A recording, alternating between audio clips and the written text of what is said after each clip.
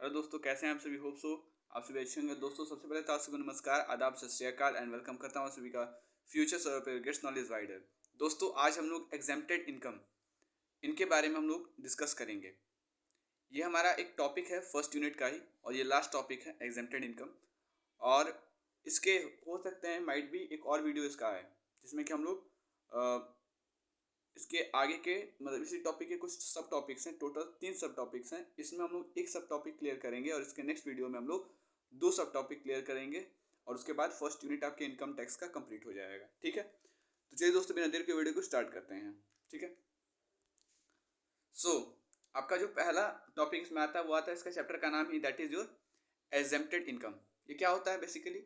Exempted income वो income होता है जिस पर कि इनकम टैक्स चार्जेबल नहीं होता है। कहने का मतलब है कि ये इंक्लूडेड नहीं होते हैं टोटल इनकम पे for the purpose of tax calculation. Tax calculation के पर्पज के लिए ये इंक्लूडेड नहीं होते हैं टोटल इनकम में। याद रखिएगा, जो टोटल इनकम में इंक्लूडेड होते हैं उन्हीं पर टैक्स लगाया जाता है। जो टोटल इनकम में इंक्लूड नहीं होते हैं उन पर टैक्स नहीं लगाया जाता है। ये जो एग्जेम्प्टेड इनकम भी होते हैं ना, ये फुल्ली होते हैं और पार्शियली होते हैं। मतलब कुछ ऐसे इनकम्स होंगे जिन पर कि पूरी तरीके से छूट मिल जाएगा। Exemption means what? छूट। मतलब कि आपने जो पैसे कमाए हैं उस पर एक भी रुपये टैक्स नहीं लगेगा, सारा का सारा पैसा आपका बच जाएगा, एक भी रुपये आपको टैक्स नहीं देना है। और पार्शियली में क्या होता है, कुछ परसेंटेज आपको एज अ टैक्स देना पड़ता है और कुछ परसेंटेज जो है पैसे का आपके पास रह जाता है, तो वो क्या कहलाता है?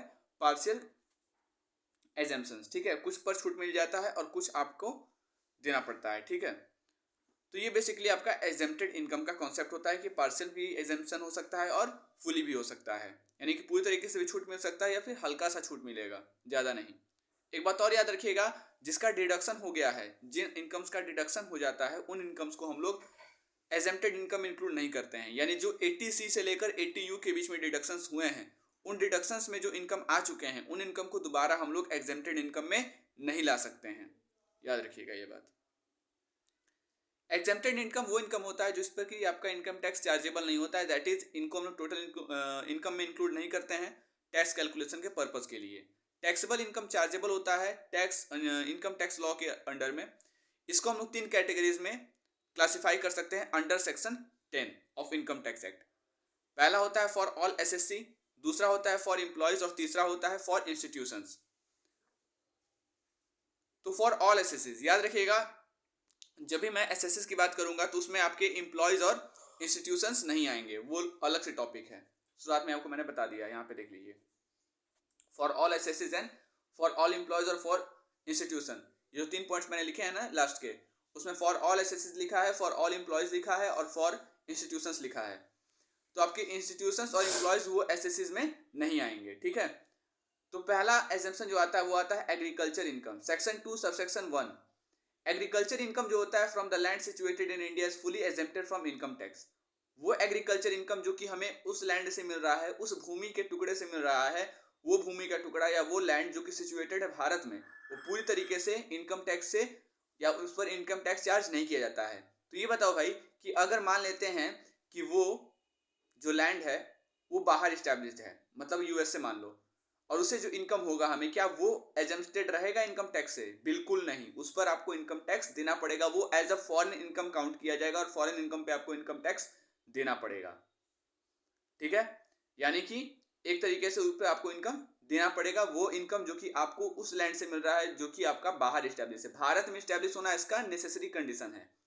अच्छा, मान लेते हैं कि बाहर स्टैब्लिश है, भारत में स्टैब्लिश है मान लेते हैं, लेकिन उस पर एग्रीकल्चर नहीं हो रहा है, मतलब इनकम जो है वो एग्रीकल्चर के थ्रू जनरेट नहीं हो रहा है, किसी दूसरे बिल्डिंग मान लेते हैं, बिल्डिंग बना दिया और लैंड बेच रहे हैं तरीके से। ठीक है, ब्रोकर के काम कर रहे हैं या प्रॉपर्टी डीलर का काम कर रहे हैं। तो क्या उस टाइम पर जो इनकम जनरेट हुआ क्या वो भी एग्जेम्प्टेड रहेगा इनकम से, इनकम टैक्स से? बिल्कुल नहीं, वो एग्जेम्प्टेड नहीं रहेगा। यानी कि इनकम का सोर्स क्या होना चाहिए? एग्रीकल्चर होना चाहिए। और दूसरा कि जो एग्रीकल्चर आप करोगे, इनकम का जो सोर्स होगा या फिर जो एग्रीकल्चर है वो कहाँ होना चाहिए? भारत में ही होना चाहिए, भारत के बाहर नहीं।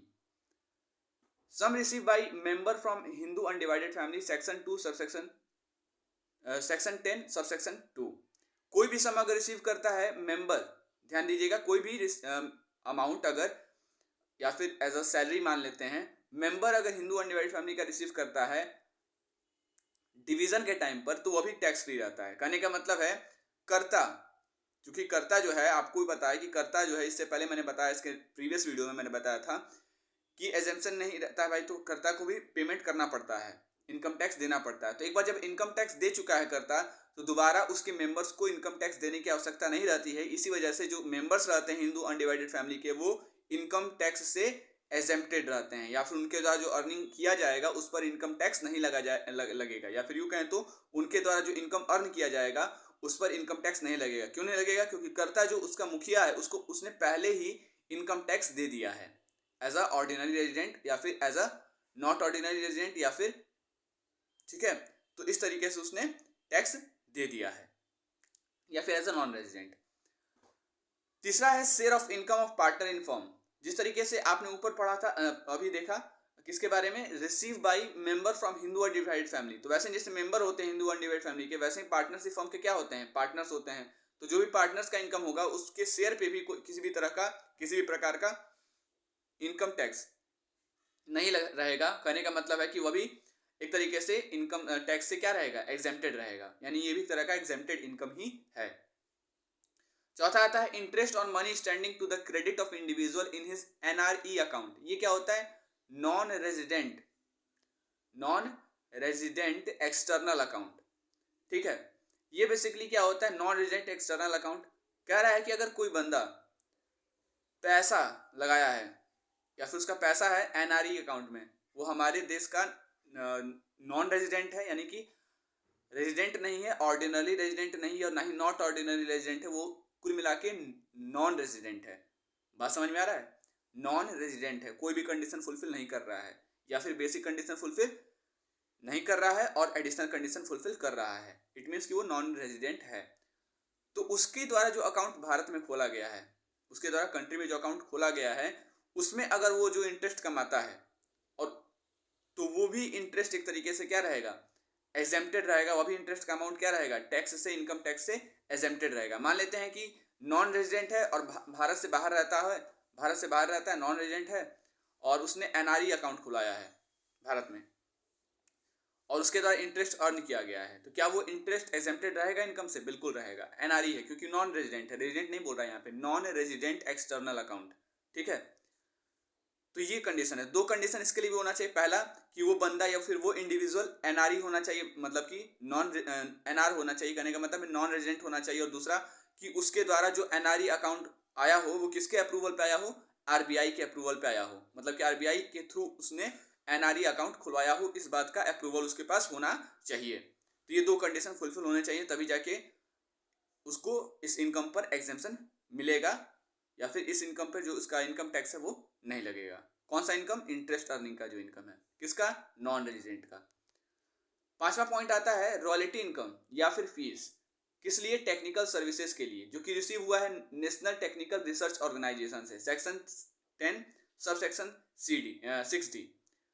अब क्या होगा कि क्या सेक्शन लिखना जरूरी है? बिल्कुल नहीं, इसमें इंपॉर्टेंस नहीं है, तो आप ज़्यादा देखिएगा। सेक्शन अगर आपको याद नहीं रहेगा तो सेक्शन मत लिखिएगा, सीधे सीधे इनकम का नाम अगर आपको पता है और जो पॉइंट्स पता होंगे वो केवल लिखिएगा। सेक्शन नाम लिखना जरूरी इसमें नहीं होता है। ठीक है, सेक्शन का नाम लिखना कोई ज़रूरत यहाँ पे नहीं होता है, इस बात का आप ध्यान रखिएगा। ठीक है, और याद होगा एकदम अच्छे से तभी लिखिएगा, वार्निंग है ये, एकदम अच्छे से याद होगा तभी लिखिएगा, अदरवाइज मत लिखिएगा। और इसका कोई ट्रिक है क्या याद करने का? बिल्कुल कोई इसका ट्रिक वगैरह भी नहीं है। ठीक है, तो ये बात है। Income arising to non corporate, non resident और फॉरेन कंपनी से अगर कोई इनकम अराइज हो रहा है, किसके थ्रू?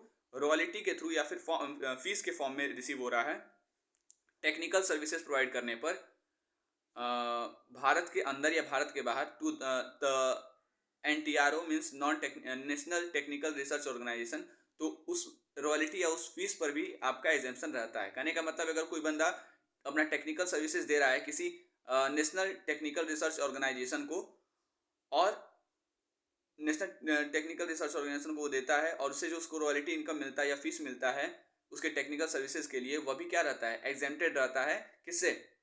इनकम टैक्स से। अगला है compensation receive by victims of Bhopal gas leak disasters 1985।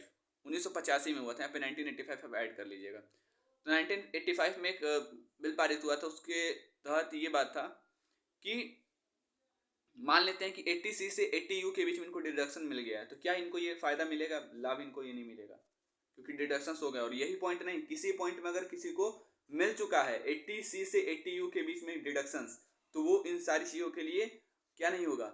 Eligible नहीं होगा। तो ये बात आपको याद रखिएगा, डिडक्शंस हो चुका है तो वो एग्जाम्पशन के लिए एलिजिबल नहीं है। अगर डिडक्शन नहीं हुआ है तब वो एग्जाम्पशन के लिए क्या है?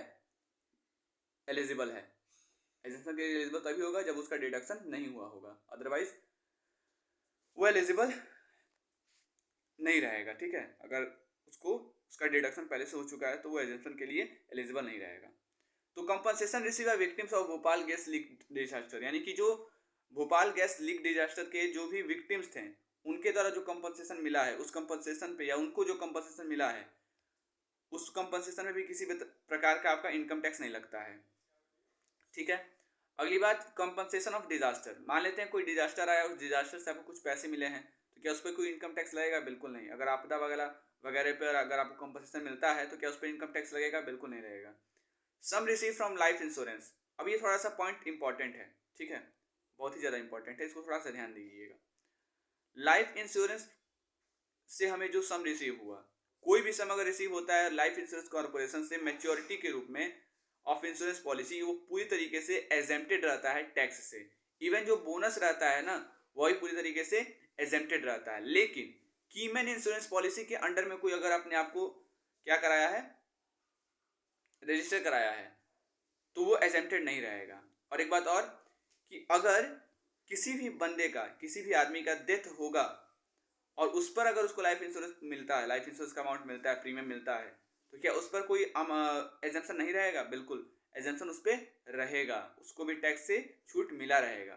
ठीक है, तो एक और पॉइंट है, उसके बारे में आपको बता दूंगा मैं अपने नेक्स्ट वीडियो में, आपको मैं बता दूंगा वो पॉइंट क्या है। क्योंकि कभी कभी होता क्या है ना, 8 पॉइंट को एकदम मार्क कर लीजिएगा, वेरी वेरी इंपॉर्टेंट। क्योंकि कभी कभी होता है क्या, क्वेश्चन ऐसे पूछते हैं कि किस तरीके से लाइफ इंश्योरेंस जो है वो एग्जेम्प्टेड रहता है। ठीक है, किससे? इनकम टैक्स से। तो इसको आपको बताना पड़ता है डिटेल में।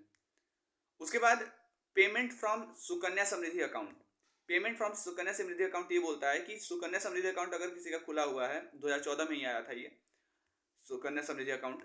ठीक है, तो उस दौरान जिसका ये खुला है अकाउंट, जिस लड़की, वैसे तो गर्ल चाइल्ड के लिए होता है, तो उनके लिए ये जो जिसको पेमेंट मिलता है सुकन्या समृद्धि अकाउंट से, वो इनकम टैक्स से क्या रहता है? इनकम टैक्स से एक तरीके से एग्जेम्प्टेड रहता है। अगर नेशनल पेंशन सिस्टम ट्रस्ट में अगर पेमेंट आता है, मान लेते हैं किसी आदमी ने अपने आप को रजिस्टर करवाया है नेशनल पेंशन सिस्टम ट्रस्ट में, तो उससे जो उसका पेमेंट मिलेगा वह भी एग्जेम्प्टेड रहता है। कह रहा है कि ऑन क्लोजर ऑफ अकाउंट, लेकिन ध्यान दीजिएगा, payment from national pension system trust ये एक तरीके से पार्सली एग्जेम्प्टेड होता है, पूरी तरीके से छूट इसमें नहीं मिला रहता है।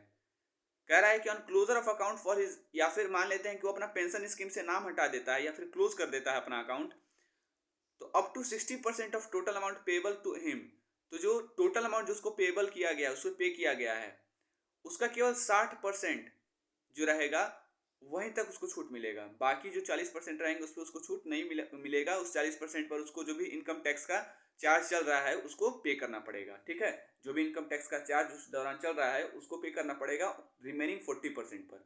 ठीक है, तो ये आपका payment from national pension system trust होता है।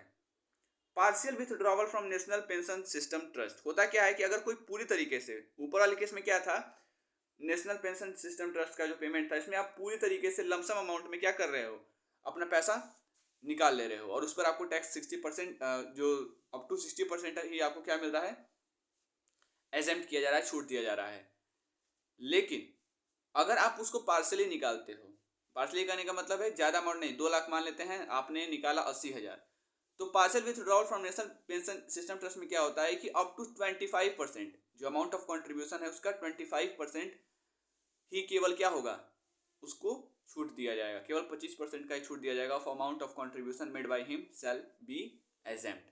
ठीक है, यानी केवल 25%, लेकिन अगर पूरा अमाउंट निकालते हो तो 60% आपको छूट दिया जाएगा, एग्जेम्प्टेड रहेगा। बाकी 40% आपको देना पड़ेगा। 40% पर जो भी इंटरेस्ट चल रहा है, इनकम टैक्स का रेट चल रहा है, वो देना पड़ेगा।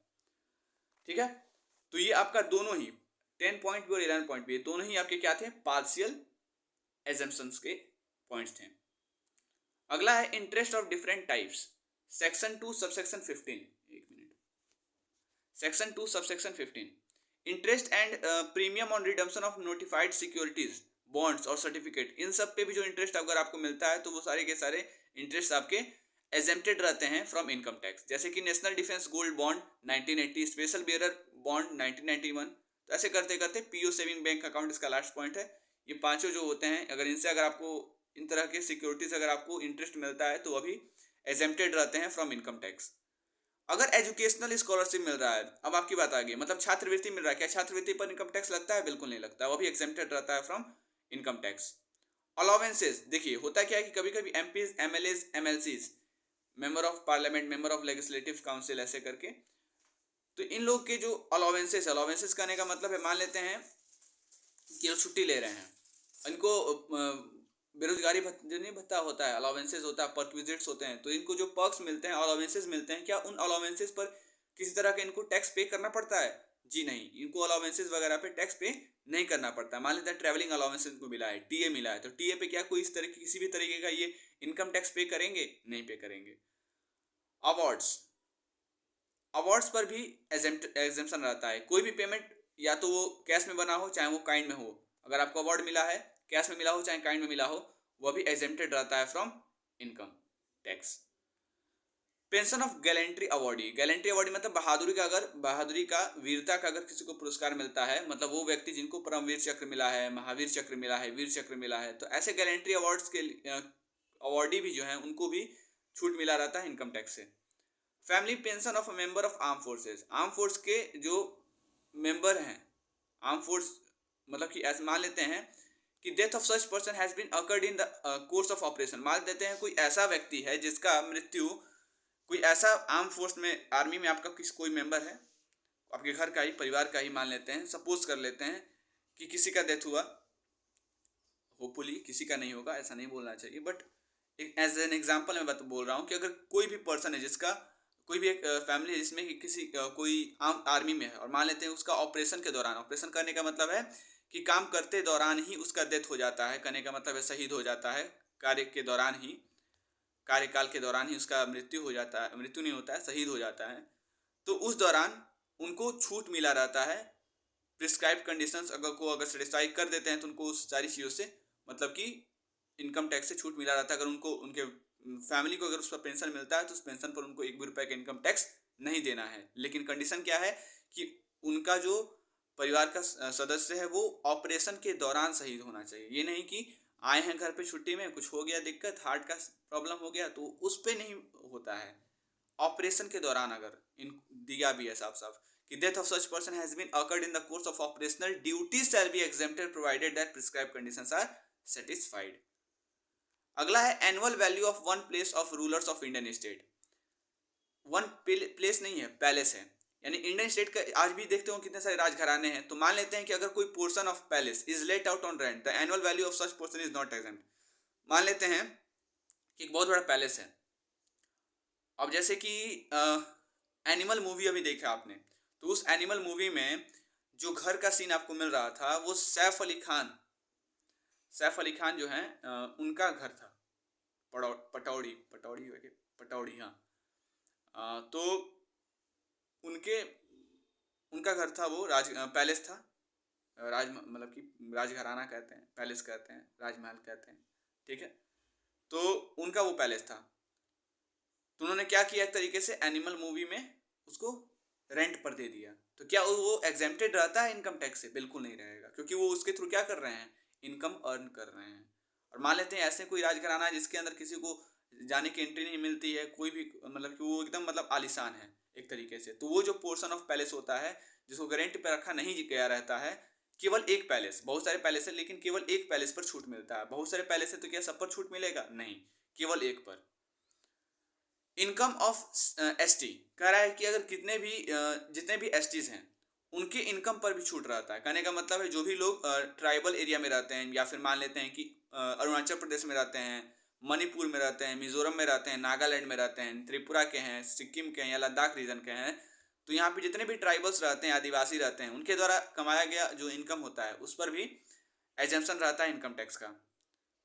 और last income of a minor child, किसी माइनर चाइल्ड का जो इनकम है, एजम्पशन ऑफ एक्चुअल आंट और अमाउंट है, एक्चुअल अमाउंट और ₹500, एक्चुअल अमाउंट का एजम्पशन रहता है या फिर 1500 का हर एक माइनर चाइल्ड, मान लेते हैं कि कोई माइनर चाइल्ड उसका इनकम भी इंक्लूडेड है, ठीक है, तो जो इनकम रहता है माइनर चाइल्ड का उसके इनकम पे भी छूट रहता है एक तरीके से, ठीक है, या फिर छूट रहता है या फिर 1500 रुपीज चार्ज नहीं किया जाता है, जो भी कम होता है उसको देखा जाता है, मतलब which ever is less amount of 1500 और which ever is less amount और ₹1500 जो भी कम होता है वो चार्ज कर दिया जाता है, अदरवाइज एजम्पशन बना रहता है, ठीक है। तो ये आपके कुल मिला के 20 एजम्पशंस थे टैक्स के for all the assessee. Next video में हम लोग बात करेंगे किसके बारे में, नेक्स्ट वीडियो में बात करेंगे ये जो आपने देखा था ना फॉर एसएससी था, ये फॉर ऑल एसएससी, तो अब नेक्स्ट वीडियो में बात करेंगे फॉर एम्प्लॉयज और फॉर इंस्टीट्यूशंस, एक वीडियो में उसको क्लियर कर देंगे एंड देन आपका इनकम टैक्स का जो फर्स्ट यूनिट है कंप्लीट हो जाएगा, ठीक है। So till then stay tune with future server, और अगर वीडियो अच्छी लग रही हो और समझ में आ रहा हो तो वीडियो को लाइक कीजिएगा, और चैनल को अभी तक सब्सक्राइब नहीं, चैनल को सब्सक्राइब करके बेल आइकन दबाएं ताकि जो भी अपडेट्स हमारे चैनल पे आए कहीं आपसे मिस ना हो जाएं। सो तब तक के लिए बने फ्यूचर सर्वर के साथ, रेगुलेट्स नॉलेज वाइडर, एंड तब तक के आपसे को फ्यूचर सर्वर टीम के तरफ से धन्यवाद।